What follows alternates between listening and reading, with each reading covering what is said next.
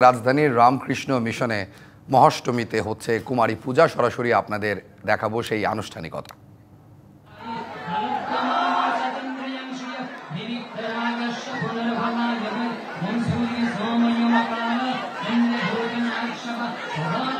আমরা বর্তমানে রয়েছি রামকৃষ্ণ মঠে এবং আপনারা দেখতে পাচ্ছেন দেবী দুর্গার এবারের কুমারী রূপ নারী কিন্তু এখনই চলে এসেছেন এবং ভক্ত অনুরাগীদের সামনে কিন্তু তিনি আসেন এবং প্রতিবারের মতো এবারও কিন্তু কুমারী মা এসেছেন দু হাতে পদ্ম নিয়ে, নতুন শাড়ি, পায়ে আলতা এবং ষোড়শ পুজোর পাশাপাশি কিন্তু কুমারী পুজোর যে বিশেষত্ব, অর্থাৎ কুমারীকে যে 5টি উপকূলে তার পুজো করা হয়, সেই পুজো কিন্তু কিছুক্ষণের মধ্যেই শুরু হবে। অগ্নি, জল, বস্ত্র, পুষ্প এবং বাতাস, এই 5 উপকরণেই দেয়া হবে কুমারী মাকে পুজো এবং সেই প্রক্রিয়া কিন্তু কিছুক্ষণের মধ্যে শুরু হবে বলে আমাদের জানানো হয়েছে। নারীর সম্মান, মানুষের সম্মান, সৃষ্টিকর্তার আরাধনা কুমারী পূজার একটি অন্তর্নিহিত শিক্ষা এবং বলা হয় সনাতন ধর্মাবলম্বীরা বিশ্বাস করেন নারী সত্তার যে সম্মান, সেই নারী সত্তাকে পূজিত করার জন্যই কিন্তু এই পুজো।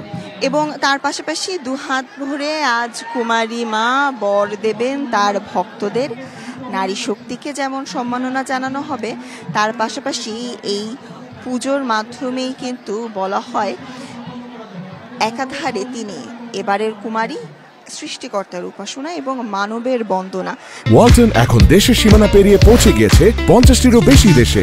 ওয়ালটন, ঘরে ঘরে, বিশ্বজুড়ে। তার পাশাপাশি পৃথিবীতে নারীর মর্যাদা প্রতিষ্ঠা, নারীর সম্মান, মানুষের সম্মান, সৃষ্টিকর্তার আরাধনা, অর্থাৎ যাপিত জীবনের সকল কিছুই কিন্তু এই কুমারী পুজোর ভেতরেই অন্তর্নিহিত। এবং আজ 16টি উপকরণে মহা অষ্টমীর যে পুজো ছিল, সেই পুজো শুরু হয়েছিল সকাল 6টায়। তবে এখন কুমারী মাকে কিন্তু 5 উপকরণে পুজো দেয়া হবে এবং অর্ঘ্য প্রদানের পর দেবীর গলায় পরানো হবে পুষ্পমাল্য এবং তবে সেই পুষ্পমাল্য কিন্তু হবে পদ্মের। আপনারা দেখতে পাচ্ছেন মা আছেন 2 হাতে 2টি পদ্ম নিয়ে, কিন্তু তিনি ভক্তদের দিকে চেয়ে রয়েছেন এবং মার এই চাহনি, মাকে দেখার জন্য কিন্তু ঢাকা সহ আশপাশের বিভিন্ন অঞ্চল থেকে এসেছেন ভক্ত অনুরাগী যারা রয়েছেন। তারা এক নজরের জন্য কিন্তু কুমারী মাকে দেখার জন্য তাদের যে প্রচেষ্টা, সেই প্রচেষ্টা এখন চলছে। ঠিক সকাল 11টায় এই পুজো শুরু হওয়ার কথা থাকলেও কিছুটা বিলম্ব কিন্তু হচ্ছে। মন্ত্রপাঠ আমরা শুনতে পাচ্ছি, তবে আনুষ্ঠানিকতা কিন্তু চলছে। এবং তার সাথে আসলে জানাতে চাই, দেবীকে মৃন্ময়ী রূপে আরাধনার পাশাপাশি কুমারীর মধ্যেই মাতৃরূপ দর্শন এবং সেই প্রথা মেনেই কিন্তু প্রতিবারের মতো এবারও রামকৃষ্ণ মঠে এই পুজোর আয়োজন করা হচ্ছে।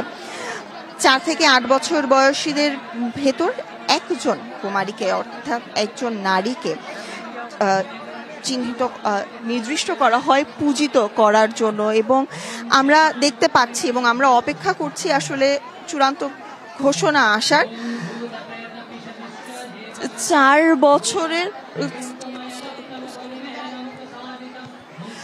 বছরের কুমারী কালিকা, 5 বছরের সুভগা, উমা, মালিনী কিংবা কুজ্জিকা,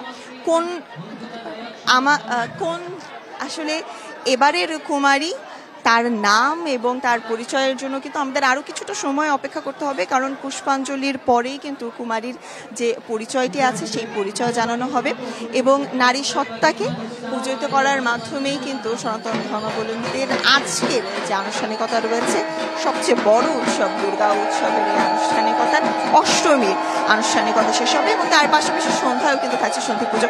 আমরা আছি কুমারী পুজোতে, কিন্তু এখনও আমরা সেই পুজোরই অংশবিশেষ দেখব।